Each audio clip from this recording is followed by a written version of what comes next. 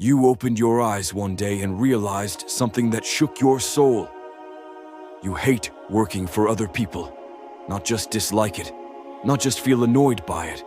You despise it, their games, their egos, their politics, the fake smiles, the endless meetings, the little comments they throw to make themselves feel bigger while making you feel smaller.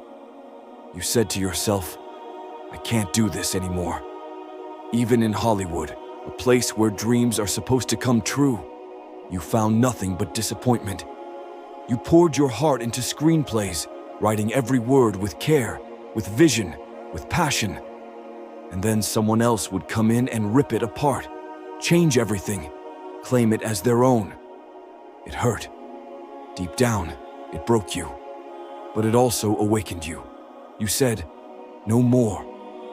I want to work for myself. I want to be the master of my own world, the captain of my soul, the builder of my dreams.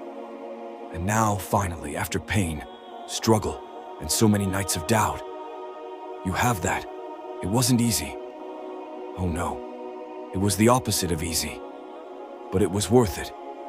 Because in that pain, you discovered something powerful. You were never meant to follow orders. You were born to create. You once planned to write a book, a different one, a book about negative thinking. And people might laugh at that, but you knew. There's power in knowing what you don't want. There's clarity in elimination. Sometimes the most important thing in life isn't what you do, but what you refuse to do. What you don't chase, who you don't befriend, the careers you don't follow, the bosses you walk away from, the paths you say no to. Because every no clears the way for the big yes. We live in a world where everything is thrown at us, a world where our minds are being suffocated by endless information. Tweets, reels, advertisements, voices, opinions, judgments. It's like a disease, a global disease of too much noise. But power, true power, comes from silence, from saying, I don't need to know this. I don't need to click that. I don't need to know what that celebrity did last night. You protect your mind like it's a sacred temple, because it is. And it all starts by knowing what you hate, what makes your soul shrink, what brings you misery. You remember sitting at that conference in New York, year after year, ad week, big people, big egos, big suits. At first it felt cool. You were young, bright-eyed. You looked around and thought, maybe this is it. But the second year, something felt off.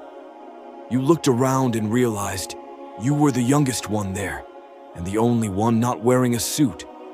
And in that moment, it hit you. If I keep showing up here, one day, I'm going to be like them. And you didn't want that. You didn't want the suit, the fake smile, the meetings about meetings, the empty talks, the shallow goals. You didn't want to become someone you secretly pitied. So you made a choice, not just to quit the conference, but to quit the life that was slowly killing your fire. You said to yourself, I can't keep fooling myself. And in that burning moment of aversion, a raging fire of no inside your chest, you took the leap. You didn't fully know what you wanted, but you were 1000% certain about what you didn't want. And that was enough to begin, because every time you say no to something that makes your soul ache, you're saying yes to your true self. And that's how you concentrate your energy, your forces, your power. You've had bad jobs, the worst jobs.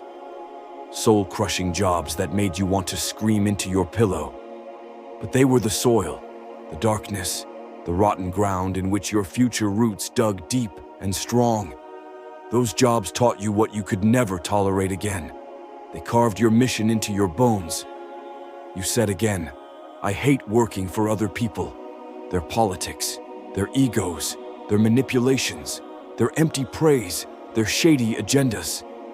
And once again, Hollywood tried to silence your voice. You'd write a screenplay, your story, and they'd rewrite it, distort it, make it theirs. You couldn't take it. So you said, No way. I will never do this again. You chose your own path, even when it was hard, even when it was lonely, even when everyone said, "You're crazy." But you weren't crazy. You were finally sane. Because you know now, you only get one life, one shot. Are you going to waste it doing something that drains you, that turns your light into ashes, just because it pays well, because it looks good on LinkedIn, because your parents think it's respectable? No, no, no. That's how people die before they're dead. You remember the idea from philosopher René Girard, mimetic desire. We don't always know what we want, so we start wanting what other people want. We copy desires, like shadows chasing shadows. But you saw through that. You realized that the first step to owning your life is knowing when your desires aren't yours, when you're living someone else's dream. College, corporate job, New York, LA prestige, approval. But inside, you feel empty, because that path doesn't belong to you. You are different. Your DNA, your mind, your heart, your fingerprints, they are unrepeatable. Never before in history, and never again. You are a once-in-all-time creation. And yet, so many people throw away that gift to become carbon copies. Trends, hashtags, copy-paste lives. But you have a monopoly over you. Why compete in a crowded race when you can be the only runner on your track? Own it, seize it, be it. And yes, you understood that not everyone has the luxury to walk away from a job. Not everyone can afford to take the leap. But you did, and it's because that fire inside you burned too bright to ignore. Some people love working under others. They feel safe. They enjoy contributing to someone else's vision. And that's beautiful too, if it's real. But for you, it wasn't real. It was a mask. And one day you took it off. You think back to when you were a child, 3 years old, 4. You remember that little voice in your head. It whispered simple, sweet things. I like these colors. I love these sounds. This word is beautiful. There was no agenda, no approval seeking, just pure, joyful curiosity.